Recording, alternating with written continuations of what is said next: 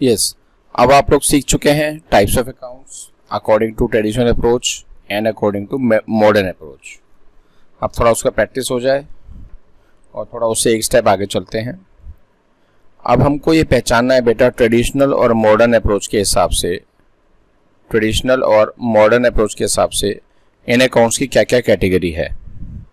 Capital, अगर मैं traditional approach की बात करूं, पहले मैं आपको पूरा का पूरा ट्रेडिशनल अप्रोच से सिखाता हूं।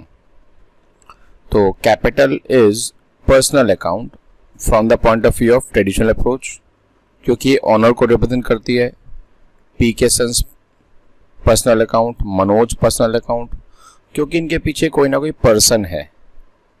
कमीशन रिसीव्ड हो गया, ये नॉमिनल अकाउंट हो गया। मैं आपको पहले ट्रेडिशनल अप्रोच की बात समझा रहा हूँ। एलेक्स ये भी एक नाम है, इसलिए पर्सनल। डेप्रिसिएशन आपका लॉस है, नॉमिनल हो गया। आउटस्टैंडिंग सैलरी, देखो ये आउटस्टैंडिंग है, यानी कि कोई ना कोई ऐसा वर्कर को रिप्रेजेंट करती है जिस वर्कर के हमने पैसे देने हैं, तो इसके पीछे कोई ना कोई पर्सन है, that's why it is called as personal account. Likewise prepaid salary भी पर्सनल अकाउंट है, क्योंकि ये वो वर्कर है जिसको हम एडवांस में पैसे दे चुके हैं, अब उससे काम लेना है। तो इस केस में भी हमको उस वर्कर का नाम नोट करने की जरूरत पड़ेगी। तो नाम आया तो इसलिए वो पर्सनल अकाउंट हो गया। Paid rent, it's a simple expense, तो ये नॉमिनल हो गया। Furniture, as you already know, ये रियल अकाउंट्स हैं, क्योंकि रियल अकाउंट्स में सारी की सारी फिक्स्ड एसेट्स आती हैं या परमानेंट अकाउंट्स आते हैं। पेटेंट भी रियल अकाउंट है, लेकिन ये इंटेंजिबल है क्योंकि ये एक राइट है सिर्फ। Cash in hand real account. Bank balance, bank के साथ बैंक का नाम भी आता है कि कौन से बैंक में आपका अकाउंट है, इसलिए ये पर्सनल अकाउंट हुआ। बैंक लोन में भी आपको बताना पड़ता है कि लोन कहाँ से लिया, किस ऑर्गेनाइजेशन से लिया, तो वो भी एक पर्सनल अकाउंट हो गया। एक्रूड कमीशन भी पर्सनल अकाउंट है कि कमीशन किससे लेना है उसका नाम लिखना पड़ेगा। अनअर्न्ड रेंट, रेंट हमको एडवांस में मिला, तो यहाँ पर भी हम पर्सन का नाम जरूर नोट करते हैं कि एडवांस में किससे मिला हमको, कंपलसरी है, ये भी पर्सनल हो गया। ड्राइंग्स ओनर का ही दूसरा नाम है, इसलिए ये भी पर्सनल हो गया। Purchase represent goods, purchase represent goods mainly, इसलिए ये रियल अकाउंट्स का पार्ट होगा। मैं ट्रेडिशनल अप्रोच की बात कर रहा हूँ। रिसीव्ड रेंट नॉमिनल अकाउंट है, क्योंकि इनकम है सिंपल। सेल्स भी गुड्स को रिप्रेजेंट करते हैं, इसलिए ट्रेडिशनल अप्रोच के हिसाब से ये रियल अकाउंट्स हैं। मॉडर्न अप्रोच के हिसाब से, मैं कलर चेंज कर लेता हूं पेन का। मॉडर्न अप्रोच के हिसाब से कैपिटल ही होती है, इसकी कैटेगरी कैपिटल ही है, क्योंकि कैपिटल और ड्राइंग्स ये दोनों कैपिटल अकाउंट का पार्ट है। आरके एंड सन्स, अब या तो ये डेटर होगा या ये क्रेडिटर होगा, तो उस हिसाब से अगर क्लैरिफाई होगा तभी हम उसको मॉडर्न कैटेगरी में बता पाएंगे कि ये या तो एसेट है या ये लायबिलिटी है। क्योंकि अगर ये डेटर हुआ जिससे लेने हैं पैसे तो वो तो एसेट आएगा, अगर ये क्रेडिटर हुआ तो लायबिलिटी में आएगा, ठीक है ना। तो मनोज डेटर लिखा है क्लियर, तो ये हमारी एसेट हो गई मॉडर्न अप्रोच के हिसाब से। कमीशन रिसीव्ड रेवेन्यू हो गया। एलेक्स क्रेडिटर क्लियर मेंशन है, तो ये लायबिलिटी हो गया बेटा। Depreciation expenses. Outstanding salary liability, prepaid salary asset होता है। पेड रेंट हमारे एक्सपेंसेस होते हैं बेटा।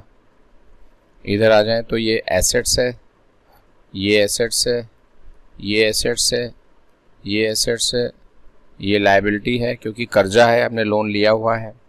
एक्रूड कमीशन हमारी एसेट्स है बेटा, ये लायबिलिटी है क्योंकि पैसा ले चुके हैं, सर्विस देनी है हमने इसको भी।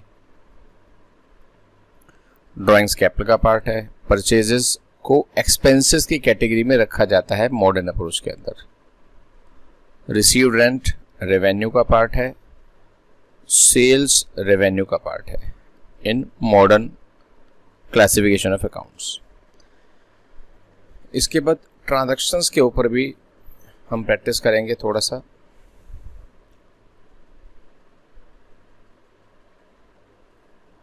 हाँ बेटा, analyse the following transactions according to traditional rules mentioning, हमें क्या क्या मेंशन करना है कि कौन कौन से अकाउंट्स अफेक्ट हो रहे हैं, उन अकाउंट्स का नेचर क्या है, मींस रियल है, पर्सनल है या नॉमिनल है, डायरेक्शन उनकी पहचाननी है, और सबसे लास्ट में डेबिट और क्रेडिट तक पहुंचना है। ठीक है, तो ये प्रैक्टिस क्वेश्चन आपके लिए, इसको हम करते हैं। यहाँ पर स्पेस हमने बनाए रखा है।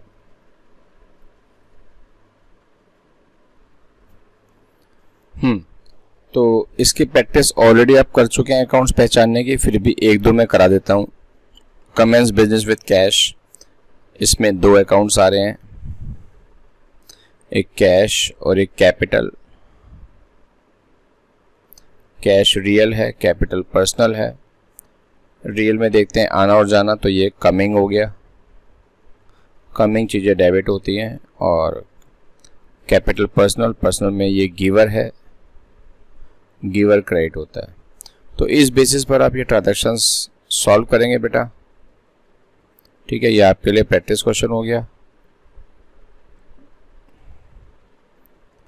मॉडर्न रूल अगर आपका नहीं हुआ है तो एक बार मॉडर्न रूल के लेक्चर की आप वेट करें, और इस क्वेश्चन को भी आप, ये वही क्वेश्चन है, बस इसको मॉडर्न से सॉल्व करना है। मॉडर्न की प्रैक्टिस आपकी हो गई हो तो उसी क्वेश्चन को आप मॉडर्न से भी डेबिट क्रेडिट पहचानेंगे। लेकिन जो हमारा मेन मोटिव है आज वो सीखने का है जर्नल, कि जर्नल बनाते कैसे हैं। ये बेटा जर्नल का फॉर्मेट, जर्नल बनता कैसे, इसका फॉर्मेट, ये पहला कॉलम डेट का है, सबसे ऊपर ईयर लिखते हैं, फिर मंथ लिख के उसकी डेट डालते हैं। ठीक है ना, ये पर्टिकुलर्स हो गया जिसमें फुल डिटेल लिखी जाती है। एलएफ का कॉलम लेजर फोलियो होता है, लेकिन ये बताऊंगा बाद में, इसमें अभी फिलहाल ब्लैंक छूटेगा। ये यहाँ पर डेबिट और यहाँ पर क्रेडिट की अमाउंट आएंगी, और यहाँ पर रुपीस का साइन आप बना देंगे बेटा। अब देखो, जैसे पहली ट्रांजैक्शन में आपने पहचाना था कि कैश अल्टीमेटली डेबिट हो रहा है और कैपिटल अल्टीमेटली क्रेडिट हो रहा है। तो जो डेबिट वाला है उसको पहले रखेंगे। ये हमारा ट्रेडिशनल एक फॉर्मेट है कि कैसे हम फॉर्मेट जर्नल कैसे दिखाते हैं, किस फॉर्मेट में दिखाते हैं। तो डेबिट वाली चीज़ पहले आएगी, इसलिए कैश मैं यहाँ पर रख दूंगा, कैश अकाउंट डेबिट, और सपोज इसमें 1 लाख रुपीज़ की अमाउंट है, तो जो डेबिट है उसकी अमाउंट डेबिट वाले कॉलम में यहाँ पर 1 लाख लिख दी जाएगी बेटा, और जो क्रेडिट हो रहा है उसको बाद में दिखाना है।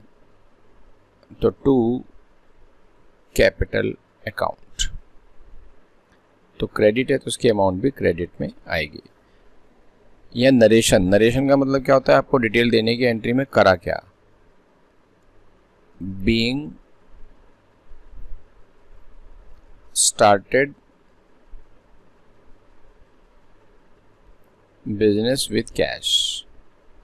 सिंपल सी बात है, एक समरी लिखनी है कि ये ट्रांजैक्शन हमने, ये एंट्री हमने किस ट्रांजैक्शन की है।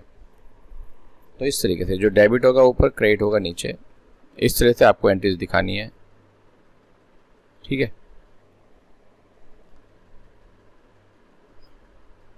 अब इन ट्रांजैक्शंस को जर्नल की फॉर्म में आपको शो करना है, यानी कि पहले डेबिट क्रेडिट पहचान लेंगे, उसके बाद आप जर्नल का फॉर्मेट में इसको सॉल्व करेंगे।